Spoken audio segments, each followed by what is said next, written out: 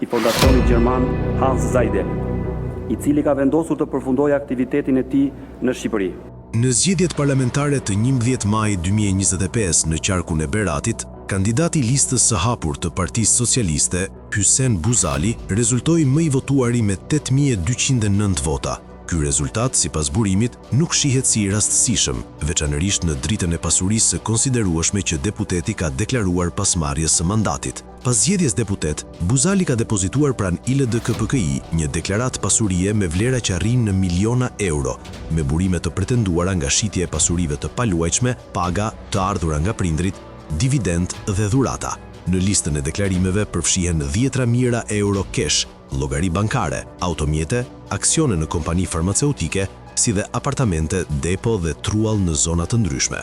Burimi thekson se transformimi financiar i Buzalit nga një infermier në aksioner kompanish dhe investitor në ndërtim ngre pikpyetje serioze mbi lishmërinë e të ardhurave.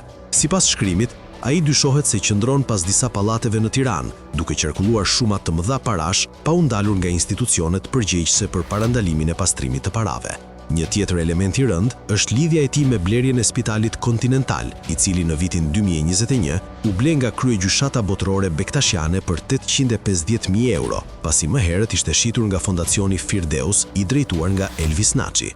Në këtë transakcion, përmendet edhe Baba Mondi, duke ngritur dyshime mbi rrjedhën e fondeve dhe përdorimin e donacioneve. Shkrimi ngre pyetje të forta mbi origjinën reale të pasurive të deputetit, lidhjet e tij financiare dhe nëse deklarimet pranë ILDK-PKI pasqyrojnë plotësisht pasurinë e vërtetë. Burimi prapaskena.com